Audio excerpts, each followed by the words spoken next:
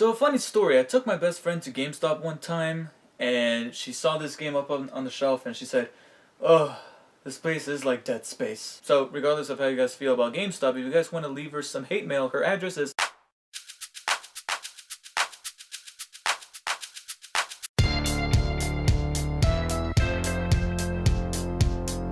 Hey everyone, David here. So there's a particular genre that I've stated before I don't really tackle all that much, but I really want to explore different areas, different genres when it comes to gaming.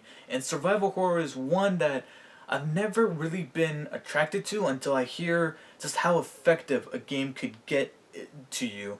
That I'm like, okay, what are some games, some survival horror games that I can check out? And some people have mentioned BioShock, which I've already played. And even though it does have its survival horror elements, it's not solely survival horror.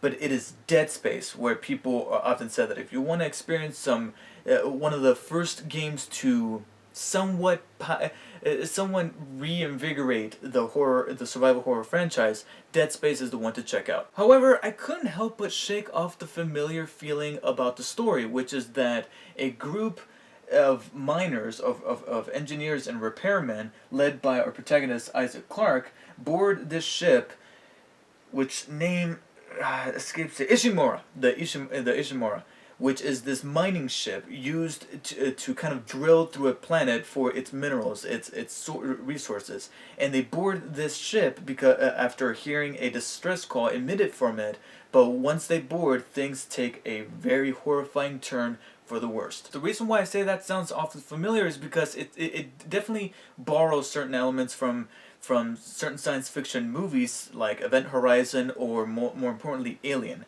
But it never feels like a ripoff. It feels like somebody, whoever wrote this game and created it, was passionate about the genre of those movies, those science fiction horror movies, and says, hey, I want to pay tribute while at the same time kind of creating my own thing here. And I think that's what we ended up with in Dead Space. And what I also liked about this game is that, much like with BioShock, and to be honest, it's almost like the only way to tell a story through a survival horror game is to use immersive storytelling. Because much like BioShock, this game uses the environment to tell the story. There aren't that many cutscenes. Maybe there's one at the beginning and then one at the end, and that's it. But besides that, most of the story is told through audio files or through visual cues in the background, things within the environment and within the characters that we interact with that tell us the story in a much more immersive way that just sucks you in. And when you're dealing with a genre like survival horror, that's something that you really need to do to give the gamer the ride of his or her life. However, I can't shake off the fact that sometimes that form of immersive storytelling hits somewhat of a snag when you're dealing with a silent protagonist, because I don't remember this happening all that much, and if it did, maybe it just happened once in BioShock, but in Dead Space there were a couple of instances where the game kind of forgot that its protagonist is silent, and certain supporting characters would ask our main character a question that in any given situation in real life, especially in that situation, would require an immediate response, and yet our character's just like... And then the supporting characters are like, okay, let's go. Now, the story isn't the only thing inspired by Alien. The environment in this game is just incredible, because one of the things that made a movie like Alien so effective is not because the monster, oh my god, it was the atmosphere. It was that sense of dread that that environment inflicted, not only on the main characters in the story, but also on you as you're watching them go through this situation. Same thing in Dead Space, where the environment uses every facet to be able to invoke that kind of feeling, that feeling of terror. From the lighting to how primitive and robust the technology looks, because even though this takes place in the future, nothing is shiny, nothing is very sleek and looks like it was designed by Apple. Everything looks very primitive. They could do rather amazing things with it, like be able to drill through planets, but it looks like something that would be created back in science fiction movies from that era of Alien, the late 70s, early 80s, where things look very primitive and clunky, but in a good way. But in my opinion, the best part about the atmosphere for this game would have to be the sound effects. The soundtrack to this game is extraordinary. You would often hear pipes rustling within the walls of a corridor, or you would hear footsteps running down the the vents in the ceiling, and that would generally creep me out. But being that this is a video game and not a movie that you just watch for 2 hours, you're going to be in this environment for some time. So after a while, you get kind of used to the atmosphere. So it is up to the game to come up with new ways to be able to scare you and keep you terrified. And afterwards, it introduces 2 particular aspects that try to do that. The one that I appreciated the most was the psychological terror that was going on, not knowing what is real and what is not, and that sense of dementia that would get to our main character, Isaac Clarke. And when you start playing things like religion into it, I found that way creepier than the other part, which are these cuties right here, the aliens known as the necromorphs, which are the main creatures and the main enemies that you go up against in this game. And don't get me wrong, there were a few of them that were scary, and sure, this is the stuff of nightmares.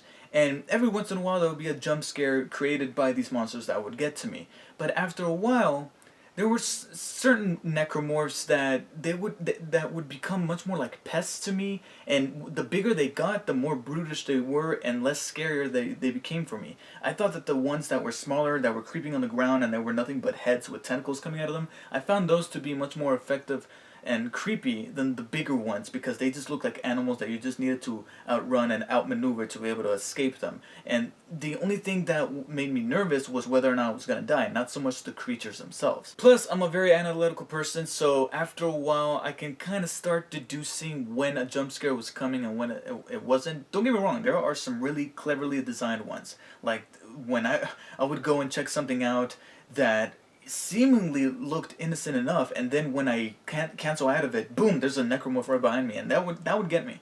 But then there would be other moments where I'm walking down a corridor and I can clearly see that there's 2 vents on either side, and one of them has a hollow space behind it and the other one doesn't, and I'm like, gee, I wonder if anything here is going to happen. I'm just going to aim my gun over here and I'm just going to keep on moving. Oh, there you are.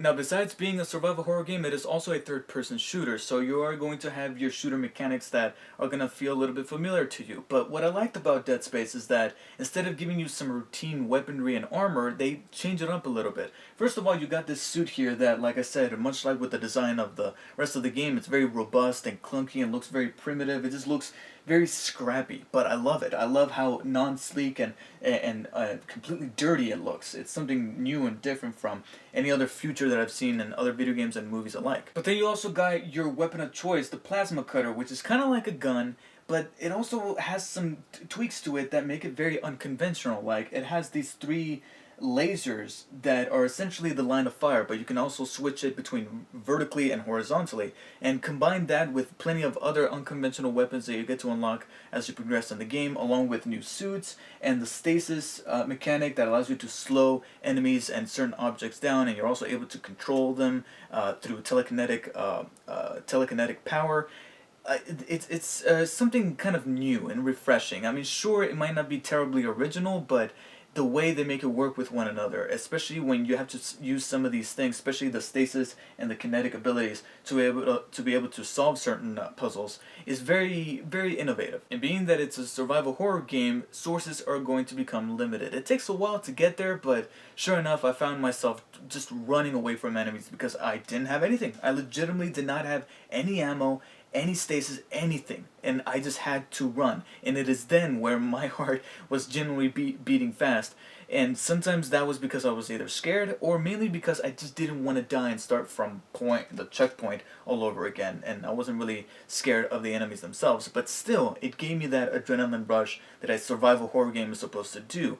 And also, there's this upgrade system that I thought was very clever because it made you think as to what you're supposed to use your upgrades on, which again kind of piggybacks onto the survival horror aspect of the game, is that you're given these nodes that you can use to upgrade your armor, your weapons, your kinetic abilities, as well as your health gauge, but there's a way that they make it work within this tree that you need to spend it wisely, otherwise you're going to be in a very tough spot. And in case you managed to forget, the game reminds you that yeah, you're in outer space, and sometimes one of the freakiest things that has ever existed in the history of time is outer space, because sometimes you don't even need monsters, you just need the vastness and black void that is space. And this game utilizes that very well because there are some segments in the game that have no gravity and no oxygen, and therefore inducing the sense of vertigo and claustrophobia. I mean, there were some parts where the room is just spinning around and I was legitimately getting dizzy. However, the only step back that the game takes by inducing these moments of vertigo and claustrophobia would be that there's certain parts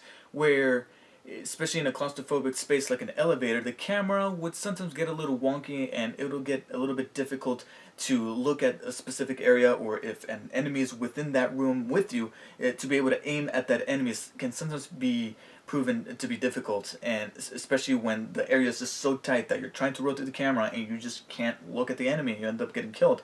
And sometimes that would happen in an area that sure didn't have an enemy, but I needed to navigate myself through this particular area, and there's this feature in the game that allows you to know where to go via this thing that Isaac Clarke has on his wrist to be able to point out the way that you're supposed to go. But because this area is just so tight, it would be a little bit difficult to be able to use and to get the camera to look at the floor so that the laser could show you the way to go. So sometimes I would jump to the map, and the map itself would also be a little bit difficult to maneuver and read. And remember when I said that the bigger the necromorph, the less scary they became? Well, not only that, but when they become rather huge, they also become a little because some of the boss battles that you face in this game with some of these really gargantuan necromorphs aren't particularly that great. I mean, sure, they're big in scale and scope, but once you figure out the certain pattern that you need to do in order to be able to defeat these enemies, it just becomes rather simple.